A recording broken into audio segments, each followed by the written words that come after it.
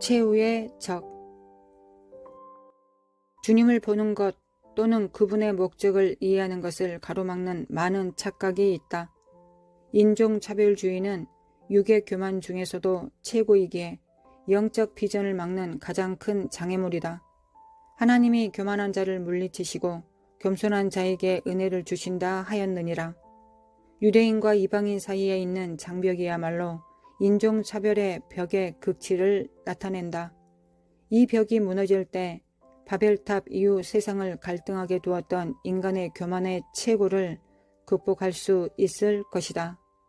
주님이 부활하신 후 주님 자신의 제자들조차 주님을 알아보기가 힘든 때가 있었다.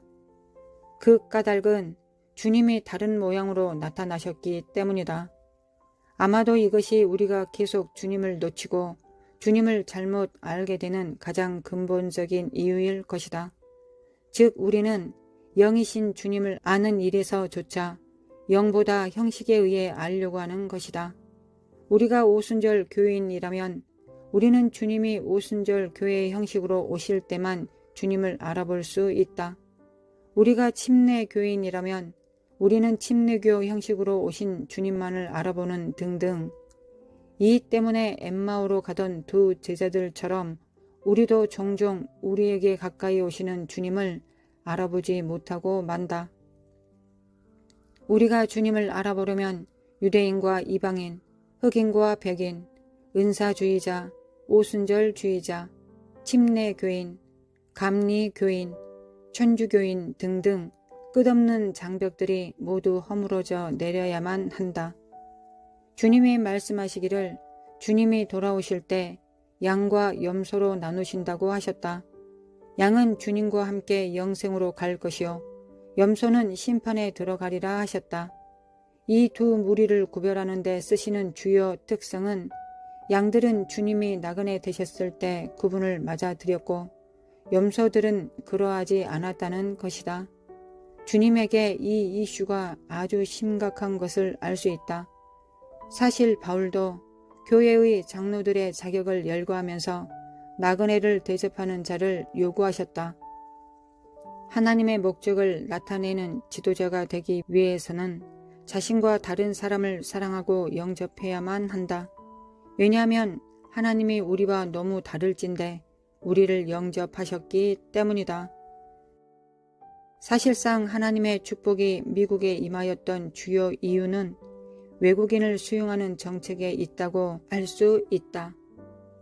국가로서나 교회 또는 개인으로서 우리는 많은 실수를 범할 수 있다.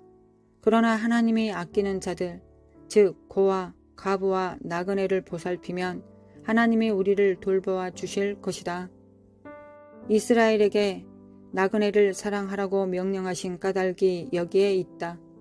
우리와 모양이 다르고 방식이 다른 사람들을 배척하고 무시하는 것이 인간의 본성이다. 그러나 이스라엘 백성이 하나님과 동행하고 하나님의 도를 나타내고자 하면 자기들과 다른 사람들을 영접하고 돌보아야만 했다. 모세가 백성들에게 나그네들에게 하나님의 도를 가르치라고 지시한 것은 그의 강론의 훨씬 뒷부분에서였다. 우리는 사람들을 가르칠 권세를 갖기 전에 그들을 사랑해야만 한다. 사랑이야말로 진정한 영적 권세의 토대이다. 예수님이 양들에 대하여 긍휼함을 느끼셨을 때 그들의 목자가 되신 것이다. 우리의 가족을 사랑하기 전에는 진정한 영권을 가질 수 없다. 마찬가지로 우리가 도시나 나라나 종족을 먼저 사랑하지 않고는 그들 위에 진정한 영권을 가질 수 없다. 인종차별로 인한 분열은 복음이 퍼져나가는데 가장 큰 장애물 중에 하나다. 추수는 모든 심겨진 것들을 거두는 것이다. 마지막 시대를 장식할 허다한 종족 간의 갈등과 전쟁은 시대를 거듭하여 인간들이 심어놓은 인종적 교만을 거두어 들이는 것일 따름이다. 그리스도를 통하여 교회와 이스라엘 사이의 벽이 제거될 때 각각 마지막 시대에 점차적으로 늘어날 치명적 갈등에 대하여 영권을 가지고 다스릴 수 있을 것이다. 하나님은 우주를 놀라운 조화와 균형으로 창조하셨다. 피조물이 창조의 목적대로 존재하려면 전 피조계의 단합이 필수적이다. 분열은 죽음을 가져온다. 인종차별의 영은 전쟁과 폭동으로부터 연쇄살인 사건에 이르기까지 모든 방법을 통해 단일 요인치고는 다른 어떤 것보다 더한 사망 권세를 세상에 풀어놓는 데 사용되었다. 주님께서 우리로 하여금 우리와는 다른 사람들을 사랑하도록 하신 주된 이유 하나는 한 정사, 곧 죽음의 영의 위치를 요새화하는 견고한 진을 허물어 내리기 위한 것이다. 사도 바울은 자연적 가지가 접붙임으로 다시 들어올 때, 즉 유대인과 이방인의 최대의 인종적 벽이 극복될 때 죽음에서 삶으로 나오게 되며 더 나아가 죽음을 극복하게 되는 것을 알았다.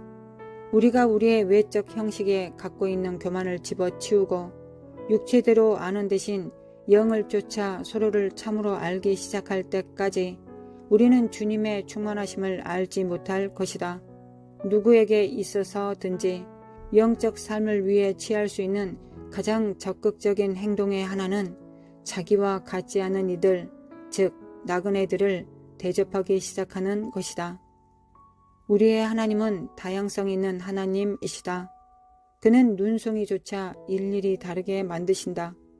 그는 개개인을 다르게 만드신다. 우리가 주님의 솜씨를 볼 수 있으려면 우리는 각양 다른 것을 받아들일 자세를 가져야 할 것이다.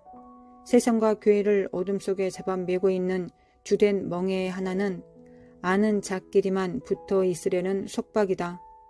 주님이 교회에 세우시려는 연합은 모두를 똑같은 모양으로 만드는 식의 연합이 아니요, 다양성 속에서 갖는 연합이다. 왜냐하면 자신과 다른 이들을 이처럼 받아들이는 것과 참아주어야 하는 이 두 가지야말로 영적으로 성숙한 이들이 지녀야 할 두 가지 근본적인 특성이 되기 때문이다.